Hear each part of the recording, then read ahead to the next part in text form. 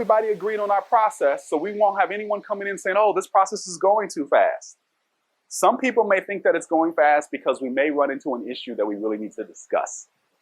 And so we might have to slow down. So we may go from 4 meetings to 7. But my job as the holder of the results framework, you, would be to say, look, we're not going past 7 meetings here. So whatever the issue is, our commitment must be to solve the issue, to keep it moving. Does that make sense? So you're always holding the results framework, getting it done. You're agnostic to what we want to do. You're agnostic to how we're going to do it. Your job is to mine the wisdom of the group, keep the process moving, and get it. Now that we have the results framework done, when I'm talking about the results framework, you see, we got all the sense-making stuff done. Now, we're moving into the part, now what are we going to do? The strategy part. Now, here's what's important. We're talking about crafting emergent strategy because we don't know the answers. So this is not like writing fiction in your grant proposals. It's going to change. And we've got to be flexible. So adaptive work requires adaptive capital. And that's why we need funders and others in the room so that they understand the nature and the logic of this problem. So they're not trying to tell us to write a 5-year grant proposal and then tell us you can't change anything, because that will not work here. So as we start thinking about strategy, this is our strategy meeting. Now what we're going to start doing is to say, who has contributions? The first thing we want to start thinking about is we're going to have a work group of families, the 3 million. What can the families begin to do to contribute to clean water? And you might come up with 1 or 2 actions that they could take.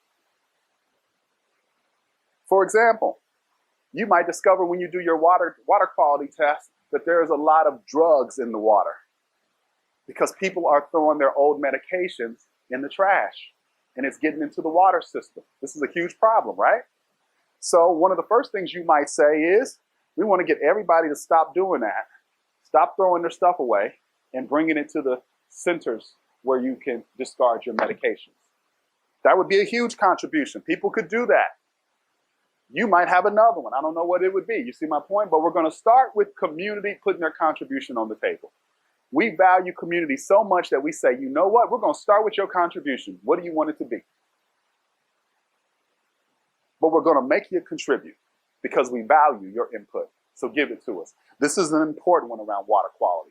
Getting those old drugs out of the house, out of the trash cans, so that those drugs stop going and seeping into the water system. And as you do your research back here may tell you there's another way that residents are contributing.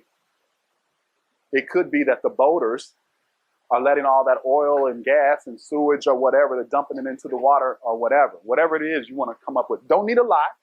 1 or 2 of the most powerful things that people can do. So now when someone says, well, what are families doing to help us? That personal responsibility thing that people always want to harp on. Yep, we believe in personal responsibility. We also believe in systems accountability as well. So we're going to go there next.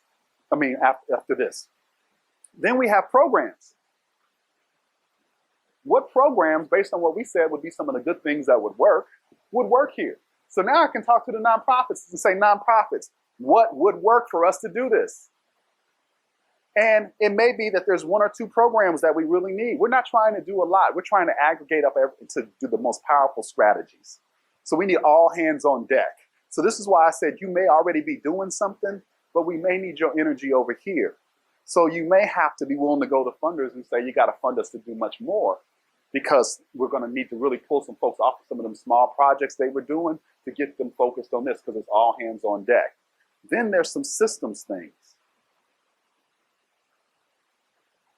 You may discover environmentally, you're letting folks, you got environmental policy that lets folks keep mining in particular places. And the fracking runoff is running into the watershed. You see my point? And so maybe we've got to change some of this environmental policy because it's contributing to that. So we got to deal with some of these systems challenges. Maybe there's some challenges around the systems of how we do our development pattern, how we develop housing in the area. You hear me talking about manufacturing and industry policy. You may discover that there are some of these systems that are causing you a problem. So you want to try to see if you can improve some of those systems. And then ultimately, you may have to pass some public policy, get some public policy wins to change some of that stuff. But that's why you had your advocates and everybody in the room from the very beginning. And we don't need a lot of strategies. We just need 1 to 3 of the most powerful ones under each one of these. And now we can rock and roll. 2 pieces of paper. Now the question is, who? Can I put a person's name by each of these? So I can say, hello, my name is Michael McAfee. I've been working on this issue of clean water for the longest. I discovered that I can't have the impact that I want to. And Meredith came to me and said that she was tired of us just doing piecemeal work. I was feeling the same way. We went to lunch. I got excited about her vision, and I was like scared as hell of it. But she said, just hang in there with her. She told me to come to a meeting. She said she was going to create the #1 river in the world. I love that vision because it's what I've always wanted to create. So I got scared when she said 146 square kilometers. She says, Michael, don't worry. We're not going to do this by ourselves. We're going to do it in partnership with others. She laid out this process and showed me how she was going to bring other people together. I started seeing the names. I was impressed by the folks that she had in the room. She got me in the room. She told me to suspend my belief on what was happening, also suspend my ideas about what I wanted to do and just trust the process. I did that. What I discovered was that what I was working on was too darn small. I needed to do something big. So she told me to come over here and participate in the sessions. When it got down here to contribution, I came in the room after talking to my board. I helped my board understand we needed to adjust some of our programs. And now I am locked and loaded here. My job is to help the advocates advance public policy that will stop the harm that fracking is doing to the river. What I was originally doing was really nice. I discovered that it was charity. What we really needed was to use my power and my influence of my institution, since I've been around for 30 years, to help the advocates enact this policy win. I went to my board because I know they're scared as hell of policy, don't want to do that. My board said we're going to go with it because we understand that that's what's needed. I was able to use this results framework to help them understand there's no other place to go. Either we do this or we don't. My board said yes. So today I'm in this room to tell you, I'm excited to be able to work on behalf of the 3 million people living in the region in a place that is covered by 146 square miles of water that needs to be improved so that it is the best river in the country. And my sole contribution here is to use the resources of my organization to support the advocates in getting this policy win.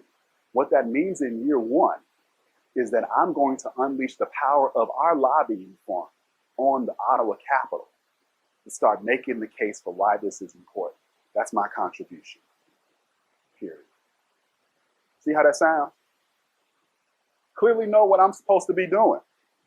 You see the politics that I had to navigate? I can't just jump to policy because I know my board is scared of this. So I needed some time to go back and get clear. If a consultant had done this, you would have had a document that would have been useless because I wouldn't have been able to contribute because my board wasn't with me. We only got a few sheets of paper. This is also your grant proposal. You see my point? You don't even have to go and create anything new now. You've got a grant proposal. You got the need, you got what you're going to do about it, you got the data in here, and now you got the strategies in here, and you got partners. We've got a communications campaign written. We've got a grant proposal written. We've got our partners aligned. Now my job is to help those partners establish targets year over year, 1 through 5. Let's say this is going to be a 20+ year campaign, but at least we can do 1 through 5 so they know what they got to do, right? And then we give them performance measures. And then my job is to measure their performance every year, just like I would an employee. We've created a tight container that is accountable. Nobody is in that room BSing. They know what they got to do when they come in this room. You see my point? We didn't have to spend years defining collective impact. We didn't have to spend years debating what do we mean by clean water. We didn't have to spend years haggling over all the things that are work avoidance behaviors. We just had to get tight about, in our container, how will this container be set up to do something that we've not been able to do in the past, which is to get results at scale. And can we stay focused enough to actually build the muscle to work in this way, to learn how to fight in healthy ways, to ignite conflict in healthy ways, to hold each other accountable in healthy ways, to ultimately have to make some tough decisions and fire someone in our collaborative that's not performing and survive it, right? This is what we got. And now we can get to the work about learning and reassessing the strategies over time and continuing to bring people in to do this work. That's the container that I use to win Promise Neighborhoods. And the last thing I'll say before we take a break is this. When I said person, role, and system, this is what I meant. You're not showing up with a small vision. That's what the world needs right now, right? No sense in looking at population level data. Oh, the river's dirty. And then just want to work with 10 square kilometers of it. Or not wanting to deal with the systems things that are causing it to be dirty. You see my point? If you're not going to take on fracking, stop planting trees on the river like that's going to help. You see my point? Because we do that. And we'll try to do something instead of taking on the real thing. Take on the real issue. My point here is you got to show up. Social justice is about a fight, folks. You got to be willing to do the real work to solve the problem, not just stuff that makes you look busy and like you care. Clean water is going to require contributions at every level. It's going to require some fights at every level. You got to be willing to take on the fights. This is not about being nice. This is about being respectful but disruptive in service of the results. And it is about being urgent.